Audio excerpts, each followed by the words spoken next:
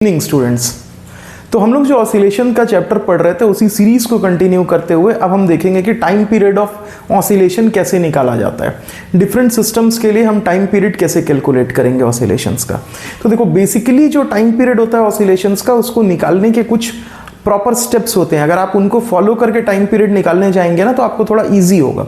तो one by one हम उन स्टेप्स को देखते हैं कि किस तरीके से हम अप्रोच करेंगे किसी भी एक गिवन बॉडी का ऑसिलेशन का टाइम पीरियड निकालना। ठीक है, मैंने आपके लिए लिख रखा है। पहला देखिए क्या होगा, find the stable equilibrium position. ऐसे में ज्यादा क्लियर होगा। Find the stable equilibrium position which usually is known as the mean position. Net force और torque on the particle in this position is zero. देखो, अगर एक सिंपल पेंडुलम का example लेते हुए हम बात करें, अगर हम एक सिंपल पेंडुलम का एग्जांपल ले लें, यहीं पे इतनी जगह में ही मैं लेके दिखाता हूं आपको। तो ये हो गई सिंपल पेंडुलम की मीन पोजीशन। तो इस समय पे जो रीस्टोरिंग फोर्स लग रहा होगा या नेट फोर्स जो लग रहा होगा वो पार्टिकल के ऊपर कितना लग रहा होगा, जीरो। कंपेयर टू अगर आप ये पोजीशन देखो, मान लो इसको यहां से थोड़ा सा डिस्प्लेस कर दें और इस पोजीशन पर ले आए, तो जब आप इस पोजीशन पे लेकर के आओगे तो इस डायरेक्शन में क्या लग रहा होगा, आपका रीस्टोरिंग फोर्स लग रहा होगा। तो मीन पोजीशन पे तो हमारा नेट फोर्स कितना होगा, जीरो हो जाएगा। सेकंड काम क्या करना है आपको, displace the body from its mean position by a small displacement x. जैसे मैंने यहाँ पे थीटा एंगल से डिस्प्लेस किया ना, थीटा से डिस्प्लेस किया, वैसे ही आप किसी, मान लीजिए एक स्प्रिंग ब्लॉक का सिस्टम ले लेते हैं। मान लीजिए ये आपका एक बेंच है जिसके ऊपर आपकी एक स्प्रिंग है जिससे कनेक्टेड है ये आपका ब्लॉक जिसका की मास है m। ठीक है, ये हो गई आपकी इक्विलिब्रियम की पोजीशन या फिर मीन पोजीशन, जहां पर नेट फोर्स कितना लग रहा होगा अभी से स्प्रिंग के ऊपर, जीरो। अब क्या करो, आप इसी स्प्रिंग को थोड़ा सा हम स्ट्रेच कर देते हैं अपने पोजीशन से, स्मॉल डिस्प्लेसमेंट x से क्या करते हैं, डिस्प्लेस कर देते हैं। मान लीजिए पहले ब्लॉक यहां कहीं पे था, अब इसको एक स्मॉल डिस्प्लेसमेंट दे दिए x का, यहां से यहां तक का जो स्मॉल डिस्प्लेसमेंट कर देते हैं हम, x की एक स्मॉल डिस्प्लेसमेंट करा देते हैं। ठीक, फाइंड द नेट फोर्स और torque in this displaced position. अब इस डिस्प्लेस्ड पोजीशन पे आप देखोगे तो स्प्रिंग में इलास्टिसिटी होती है। अगर मैं इसको इधर खींच दूं तो इस बॉडी की टेंडेंसी, ऐसे स्प्रिंग की टेंडेंसी क्या होगी, इसको इस तरफ वापस ब्रिंग बैक करने की, क्या होगी, इस साइड वापस ब्रिंग बैक करने की होगी। ठीक है, तो यहां पर क्या नेट फोर्स लग रहा होगा, या अगर एंगुलर की बात करें तो क्या टॉर्क लग रहा होगा, वो हम कैलकुलेट करेंगे। नेक्स्ट लास्ट स्टेप क्या होगा, थर्ड स्टेप में फाइंड द नेट फोर्स और torque in the displaced position. जब ये इस अपने मीन पोजीशन से x डिस्टेंस डिस्प्लेस हो गया, तब जा करके आप इस पे लगने वाले टॉर्क को कैलकुलेट कीजिए या रीस्टोरिंग फोर्स को कैलकुलेट करिए। अब देखिए, शो दैट दिस फोर्स और torque has tendency to bring back the body to its mean position and the magnitude of force और torque is proportional to the displacement. देखिए, अगर SHM होना है, अगर SHM होना है तो क्या इस बॉडी पे, मान लीजिए स्प्रिंग को हम इधर स्ट्रेच करें और फोर्स इस डायरेक्शन में लगे, तो क्या कभी भी SHM पॉसिबल होगा? नहीं। SHM तो तभी पॉसिबल होगा, सपोज करो एक पेंडुलम है वो इस डायरेक्शन में डिस्प्लेस हुआ, अब अगर इसके ऊपर फोर्स भी इसी डायरेक्शन में लगे तब तो सर्कुलर मोशन होने लगेगा या ये पेंडुलम इधर जाने लगेगा। लेकिन अगर मैंने यहां डिस्प्लेस किया और फोर्स इसको ब्रिंग बैक कर रहा है अपने मीन पोजीशन की तरफ, लगने वाला फोर्स इसको ब्रिंग बैक कर रहा है मीन पोजीशन की तरफ, तभी तो SHM होगा। तो हमको कौन से फोर्स को कैलकुलेट करना है, देखना है कि जो फोर्स लग रहा है बॉडी पे वो क्या वो उसको उसकी मीन पोजीशन की तरफ लेके आता है।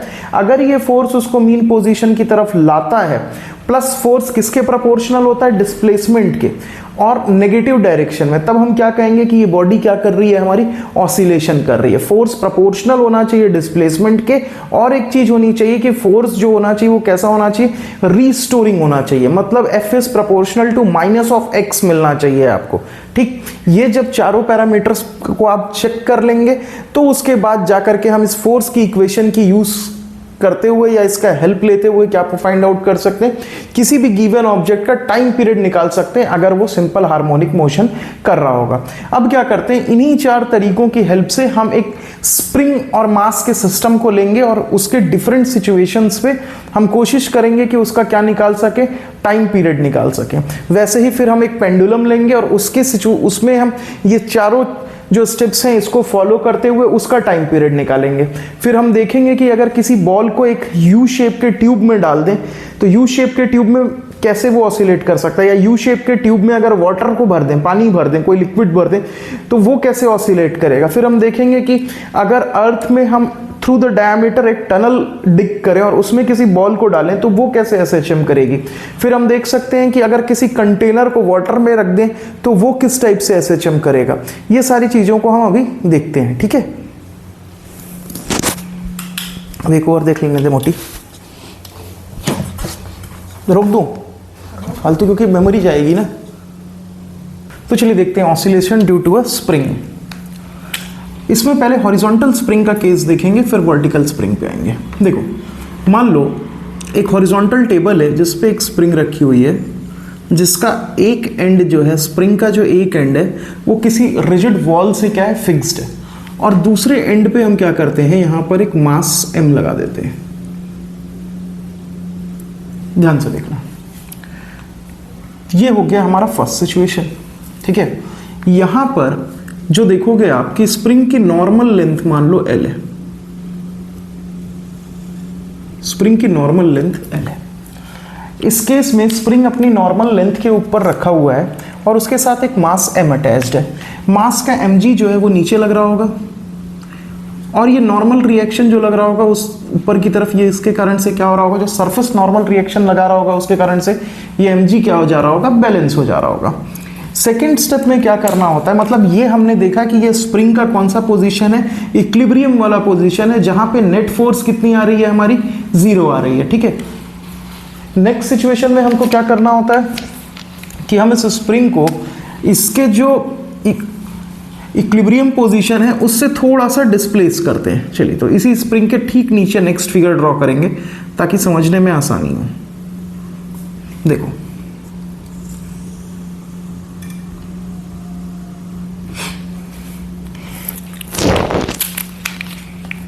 पहले स्प्रिंग कहां तक आती थी, पहले जो स्प्रिंग आ रही थी आपकी वो कहीं यहां तक आ रही थी, ठीक है। थोड़ा सा रेफरेंस के लिए लाइन बनाकर रखते हैं। अब इस स्प्रिंग को क्या करेंगे, थोड़ा सा स्ट्रेच कर लेते हैं एक्स लेंथ,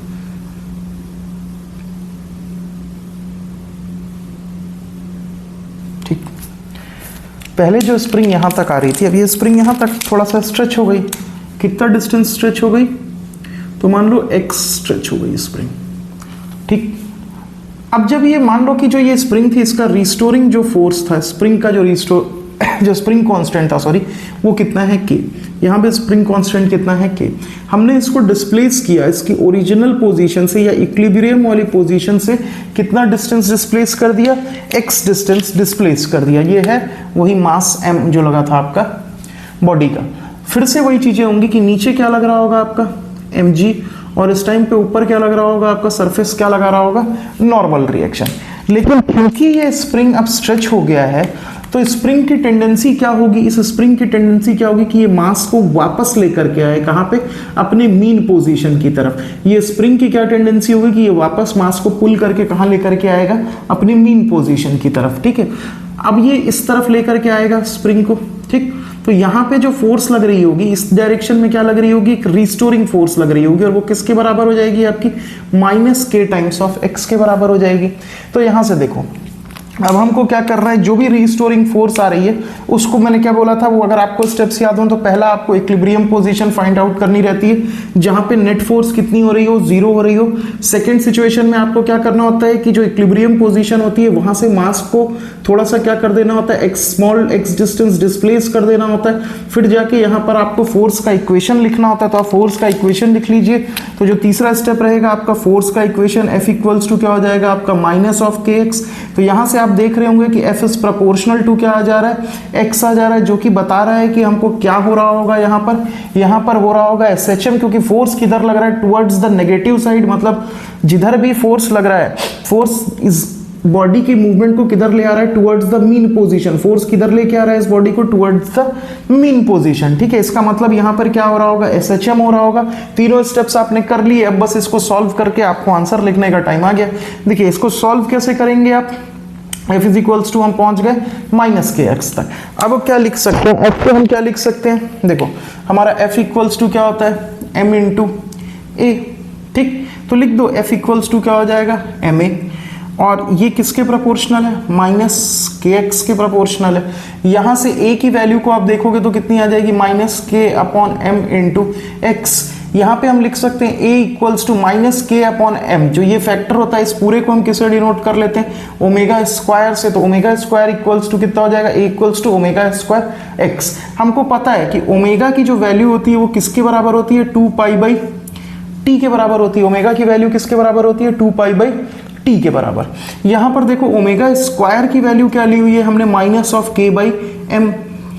अब ओमेगा की वैल्यू कितनी हो जाएगी यहां से, root over mod of, negative sign root के अंदर जाएगा, आयोटा फॉर्म होगा, वो मैं नहीं चाहता, इसलिए मैंने क्या ले लिया, मॉड ले लिया। तो ओमेगा इक्वल्स टू क्या हो जाएगा, रूट ओवर मॉड ऑफ के बाई एम। यहां से मेरे को पता है कि ओमेगा किसके बराबर है, 2 पाई बाई टी के बराबर है, और मेरे को क्या निकालना है, टाइम पीरियड निकालना है। तो मैं क्या कर सकता हूं यहां से, ओमेगा इक्वल्स टू जो लिखा है 2 पाई बाई टी, अगर इसको मैं थोड़ा सा सॉल्व करूं तो टी इक्वल्स टू क्या मिल जाएगा मेरे को, 2 पाई बाई ओमेगा, और ओमेगा की वैल्यू है मेरे पास, इसको मैं यहां पुट कर देता हूं। तो टी इक्वल्स टू कितना मिल जाएगा मेरे को, 2 pi by root over k by mod of के बाई एम, जिसको कि मैं और क्या लिख सकता हूं, t equals to 2 pi root over mod के अंदर एम बाई के। तो ये क्या हो जाएगा मेरा, time period of oscillation of spring block system on horizontal table. ठीक है, ये क्या निकल गया मेरा, टाइम पीरियड निकल गया। और अगर यहां से मेरे को लीनियर फ्रीक्वेंसी भी निकालनी हो, इसकी लीनियर फ्रीक्वेंसी के लिए लिखना हो, तो मैं क्या लिख सकता हूं, मुझे पता है कि 1 बाई टी इक्वल्स टू क्या होता है, एफ होता है। तो यहां से अगर मैं एफ के लिए इक्वेशन लिखना चाहूं तो क्या हो जाएगा, 1 अपॉन 2 पाई रूट ओवर, देखो ये पूरा जो है 1 अपॉन में चले जाएगा, तो ये कितना हो जाएगा, 1 upon 2 pi root over mod of के बाई। ठीक है, तो ये मेरा क्या हो जाएगा, फ्रीक्वेंसी ऑफ ऑसिलेशन, और वो क्या हो जाएगा मेरा, टाइम पीरियड ऑफ ऑसिलेशन। ठीक है, ये मेरा टाइम पीरियड ऑफ ऑसिलेशन, ये मेरा फ्रीक्वेंसी ऑफ ऑसिलेशन। किस केस में, जब स्प्रिंग और ब्लॉक किसके ऊपर रखे हुए हैं, हॉरिजॉन्टल टेबल के ऊपर रखे हुए हैं। अब एक और सिचुएशन हो सकती है कि ये स्प्रिंग ब्लॉक का कॉम्बिनेशन कहां रखा हो, वर्टिकल ग्राउंड पे, वर्टिकल डायरेक्शन में रखा हो। तो देखते हैं कि अगर ये चीज वर्टिकली रखी होगी तो हम इसको कैसे सॉल्व करेंगे। देखो, पॉज करके आप नोट डाउन करते रहिएगा।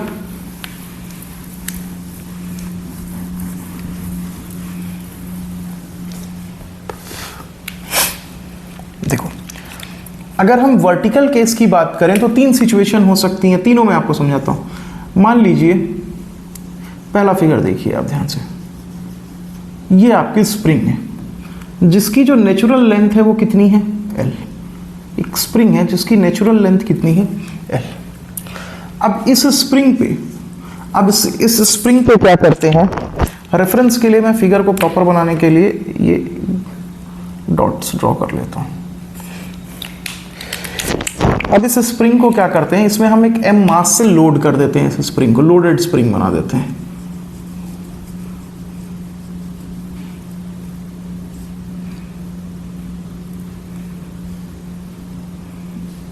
देखो, इसके ऊपर क्या लग गया, एक एम मास क्या हो गया, लोड कर दिए। देखो, जब स्प्रिंग नेचुरली एल लेंथ की थी, इसके ऊपर जब मैंने एक एम मास लगाया तो स्प्रिंग क्या होगी, थोड़ी सी स्ट्रेच डाउन हो गई, थोड़ी सी क्या हो गई, स्ट्रेच हो गई नीचे की तरफ। थोड़ी सी जब मैंने इसको यहां रखा तो ये स्ट्रेच होकर के कितना, ये डिस्टेंस स्ट्रेच हो गई। पहले ये एल थी, अब ये थोड़ी सी डिस्टेंस स्ट्रेच हो गई। मान लो कि ये डिस्टेंस इसने कितना स्ट्रेच हो गया, कुछ वाई डिस्टेंस ये क्या हो गई, यहां से अपने ओरिजिनल पोजीशन से वाई डिस्टेंस तक क्या हो गया, ये स्ट्रेच हो गया। अब ये इक्विलिब्रियम में आ चुकी है। क्यों इक्विलिब्रियम में आ चुकी है, एक बार ये स्ट्रेच हुई, मतलब ये स्प्रिंग थी, इसके ऊपर मैंने एक एम मास, यहां तक थी ये स्प्रिंग, एम मास लोड किया, खिंच गई स्प्रिंग, और एक ये सिचुएशन रीच हो गया जहां पे ये किस में रखी हुई है, एक स्टेबल इक्विलिब्रियम फॉर्म हो गया इनके बीच में। जिस टाइम पे इसके बीच में एक स्टेबल इक्विलिब्रियम फॉर्म हो रहा होगा, उस समय नीचे क्या लग रहा होगा, mg, और ऊपर की तरफ क्या लग रहा होगा, एक रीस्टोरिंग फोर्स लग रहा होगा। अगर मान लो स्प्रिंग का कांस्टेंट k है तो ऊपर की तरफ कितना फोर्स लग रहा होगा, k, और जो डिस्प्लेसमेंट हुआ है वो कितना हुआ है, y। मीन पोजीशन की तरफ ये mg, जिसको बैलेंस आउट कौन कर रहा होगा, आपका ये k टाइम्स ऑफ y। अब थर्ड ये हो गया हमारा, ये था हमारा पहला स्टेप कि हमने क्या डिटरमाइन किया, इक्विलिब्रियम पोजीशन निकाली, और इक्विलिब्रियम पोजीशन में हमको क्या मिला कि mg इज इक्वल्स टू क्या है, के वाई के बराबर है। ये हमको कहाँ मिल गया, इक्विलिब्रियम पोजीशन पे हमको ये कंडीशन मिली। नेक्स्ट काम हम क्या करते हैं कि इस स्प्रिंग को इसके इक्विलिब्रियम पोजीशन से थोड़ा सा क्या करना होता है, एक एक्स डिस्टेंस का डिस्प्लेसमेंट देना होता है। तो एक बार फिर से रेफरेंस के लिए पहले स्प्रिंग के साइज को देख लेते हैं, कहाँ तक है। ये रहा आपका स्प्रिंग, यहाँ कहीं होगा ये लेंथ। अब हम क्या करते हैं, इसी स्प्रिंग को थोड़ा सा और इसके इक्विलिब्रियम पोजीशन से डिस्टर्ब कर देते हैं। इसके इक्विलिब्रियम पोजीशन से सपोज करो यहाँ तक डिस्टर्ब कर दिया, और ये आपका एम मास यहाँ पर हो गया, ये आपका एम मास है। मान लो हमने स्प्रिंग को इसके इक्विलिब्रियम पोजीशन से कुछ एक्स डिस्टेंस और क्या कर दिया है, डिस्प्लेस कर दिया है। ठीक है, अब देखो जब हमने इसको एक्स डिस्टेंस और डिस्प्लेस कर दिया, तो अब इसके ऊपर फिर से क्या लग रही होगी, जब आप इसको एक्स डिस्टेंस डिस्प्लेस कर दोगे, ये इसकी क्या थी, ओरिजिनल पोजीशन, यहां तक स्प्रिंग की ओरिजिनल पोजीशन थी। पहले कितना डिस्प्लेसमेंट हुआ y का, तो ऊपर की तरफ फोर्स क्या लगने लगी, के वाई। फिर और कितना फर्दर डिस्प्लेसमेंट हुआ x का, तो अब फिर से रिस्टोरिंग फोर्स क्या लग रही होगी, ऊपर की तरफ लग रही होगी। तो इक्विलिब्रियम पोजीशन से जब हम डिस्प्लेस करते हैं, तो इस पोजीशन पे जाके हमको फिर से क्या लिखना होता है, ये है हमारा सेकेंड स्टेप। और यहाँ के बाद जो हमारा थर्ड स्टेप बनता है, वो क्या करते हैं, पहले स्टेप में हम इक्विलिब्रियम पोजीशन फाइंड आउट करते हैं और वहां जाकर के फोर्स की इक्वेशन को लिखते हैं। दूसरे स्टेप में हम क्या करते हैं, इक्विलिब्रियम से थोड़ा सा स्टेबल इक्विलिब्रियम को डिस्टर्ब करते हैं कुछ एक्स डिस्प्लेसमेंट करा करके। और तीसरे स्टेप में हम क्या करते हैं, इसके लिए फोर्स की इक्वेशन। तो ये जो फोर्स लग रही होगी, अब नेट फोर्स अगर यहाँ लिखने जाए तो एफ नेट कितनी लग रही होगी, एम जी नीचे की तरफ माइनस के टाइम्स ऑफ, ये क्या हो जाएगा आपका, पहले डिस्प्लेसमेंट y था, फिर कितना हो गया, x हो गया। तो इसको एक्सपेंड करोगे तो आपको क्या मिलेगा, f equals to minus of k y minus k x मिलेगा। आप देखो के वाई पहले ही किसके इक्वल है, mg के इक्वल है, तो क्या मिल जाएगा, f equals to mg minus of k x. ये और ये टर्म कैंसिल आउट हो गए, तो f इक्वल्स टू क्या मिलेगा, माइनस ऑफ के एक्स। और आप यहाँ पर देख सकते हो, जब आपको f equals to minus of k x मिल रहा है, तो यहाँ पे हम लिख सकते हैं कि f इज प्रोपोर्शनल टू क्या हो जाएगा, x। अगर f जो है वो x के प्रोपोर्शनल है और नेगेटिव डायरेक्शन में भी आ रहा है, तो इसका मतलब क्या है, ये फोर्स कैसे है, रीस्टोरिंग फोर्स है। और इस फोर्स के कारण से क्या हो रहा होगा, इस फोर्स के कारण से क्या हो रहा होगा, आपका SHM हो रहा होगा, जिसका टाइम पीरियड निकालना शायद अब आपको आ गया होगा।